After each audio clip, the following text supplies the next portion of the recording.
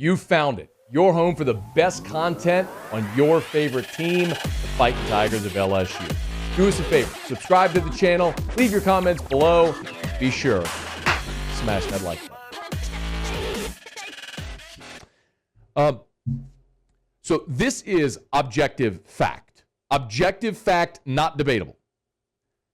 Brian Kelly is the most successful football coach LSU has ever hired. Fact, not debatable.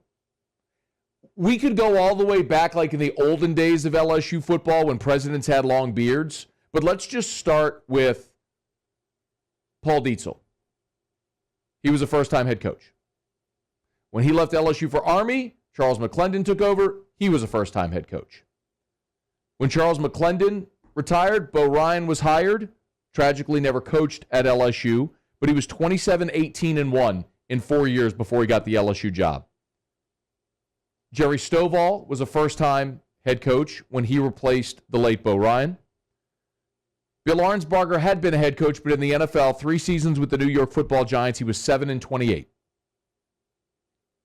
When Arnsparger left and Mike Archer got the job, he was a first-time head coach. When they hired Curly Hallman away from Southern Miss, he was 23-13 on his career. When Jerry DiNardo was hired, he was a paltry 19-25 at Vanderbilt. But at Vanderbilt, that gets you the LSU job. Nick Saban, 1 year at Toledo, and then his stint at Michigan State was a combined 43-26-1. Les Miles, 4 seasons at Oklahoma State, was 28-21. And Ed Ogeron in his 3 years at Ole Miss was 10-25.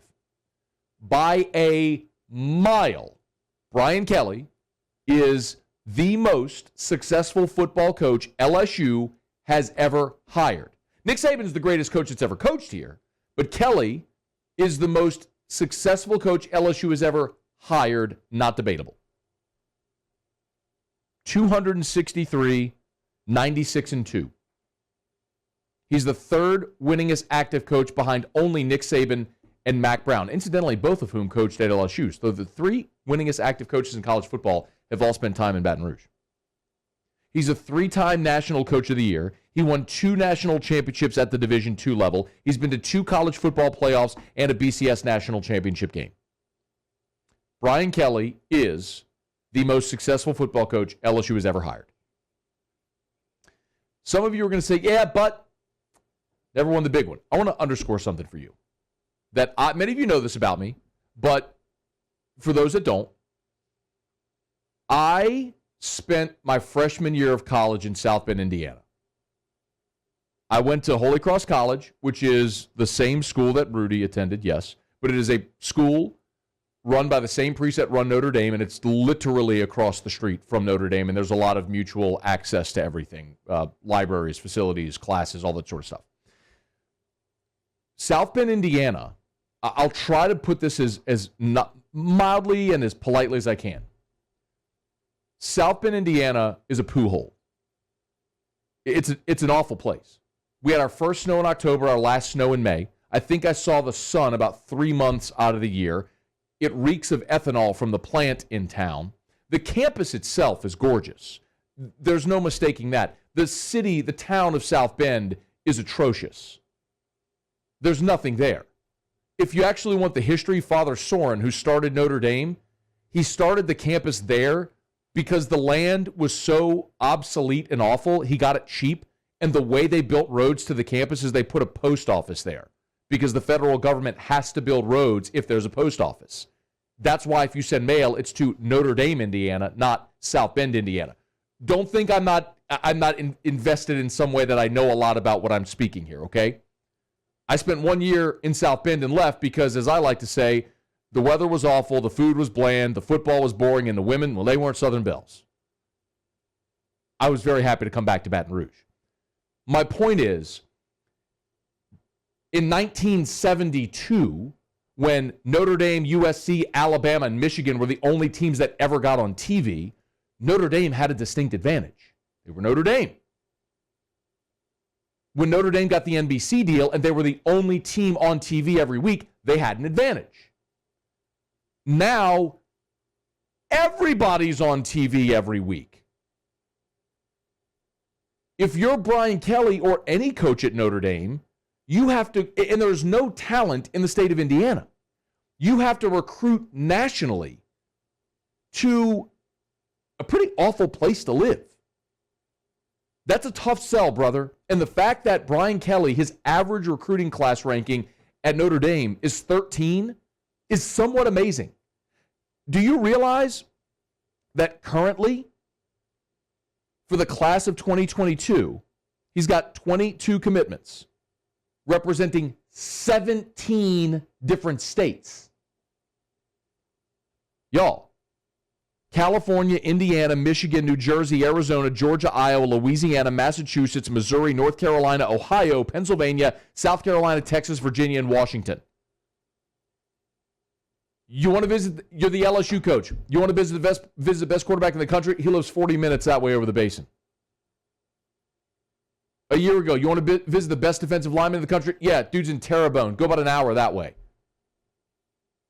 It doesn't happen at Notre Dame. It is very difficult to recruit there, and on top of all of the geographic disadvantages, you have to recruit student athletes that can get in academically to Notre Dame, which is not easy. I tried twice, didn't do it. I had a 3.4 GPA at a college preparatory school. I went to Holy Cross 2 semesters, had a 3.95 GPA. I had all A's and 1 B plus in 2 semesters. Still didn't get in.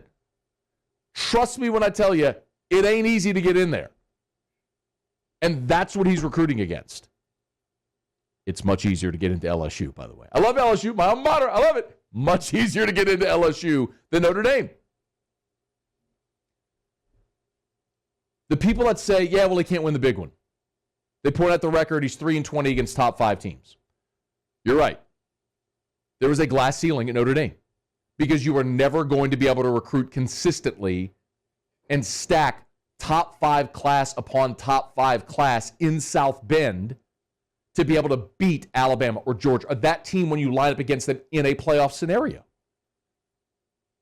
You can recruit a bunch of 4 stars, occasional 5-star, and you could be really good and well coached and coach them up and improve and win a lot of games, get into the playoff, but you're going to run into Alabama. You're going to run into Oklahoma. You're going to run into LSU. When you're at LSU, you got a shot. You break through that glass ceiling. The last 3 coaches have all won national championships. Do you realize what Brian Kelly did in South Bend that no one else in this era was able to do? Lou Holtz won a title in 1988. Bob Davie succeeded Lou Holtz. He had a .583 winning percentage. Then they hired George O'Leary, who never coached a game because he falsified his resume. Tyrone Willingham, exact winning percentage, .583. Charlie Weiss, .565 or .563. I can't tell my writing. Basically, they hired a bunch of coaches that were barely above 500, and then Brian Kelly's won 73% of his games there. The last 5 years, Brian Kelly is 54-9 with 2 playoff appearances, maybe a third this year, which we'll talk about that as well. 54-9, Lincoln Riley, 55-10. 1 game separating those 2 over the last 5 years. If you don't believe this dude can flat out coach, develop, recruit, hire good staff members, you know the guy LSU wanted to hire last year as defensive coordinator, Marcus Freeman? Yeah, he chose Brian Kelly in Notre Dame over LSU. Might get him after all. Mike Elko, the guy who's currently at Texas A&M, was with Brian Kelly in South Bend before A&M paid him a buttload of money. Dude knows how to hire. Ultimately, Brian Kelly is the guy who fills in the gaps for everything Ed Orgeron wasn't. He is mature. He is disciplined. He is focused. He is intense. He has built and sustained success at 4 different programs, from Grand Valley State to Central Michigan to Cincinnati, where he had an undefeated season, to Notre Dame, where he's been for 12 years. I'll say it again. Brian Kelly is the most successful football coach LSU has ever hired. Some people might bring up, is he a culture fit? Good question. The most successful coaches in the history of LSU athletics: Skip Bertman, Dale Brown, Nick Saban. Dale Brown's from Minot, North Dakota. Skip Bertman is a Jewish man from Detroit who was living in Miami and grew up in Miami before he came to Baton Rouge. And Nick Saban was born in West Virginia, spent his whole life in the Midwest. You know what they had in common? They embraced the culture here, and they won. If Brian Kelly does that, he'll do fine. Besides, he's Catholic, so people will love him anyway. The only thing Brian Kelly's missing on his resume, the only thing, for a man who's 60 years old, the only thing he's missing on his resume is a national championship. That's it. And that's why he's here, to win a national championship. Or multiple. He's got a 10-year deal to do it. And he is inheriting a roster where, brother, the cupboard ain't bare.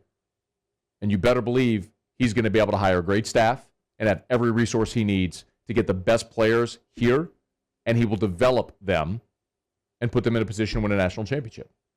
His goal and Scott Woodward's goal and everybody else who's listening right now are aligned. Win a national championship or multiple. And you got a guy that's aching at this point in his career to check that box.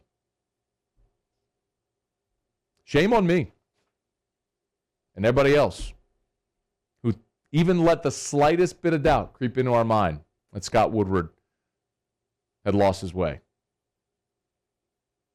Might have targeted Lincoln Riley, but boy, did he have his ace in the hole. And he's the new coach at LSU. Brian Kelly leaves South Bend for Baton Rouge. Hey, thanks so much for watching. Please leave your comments. I love to interact. And be sure to hit the red subscribe button below.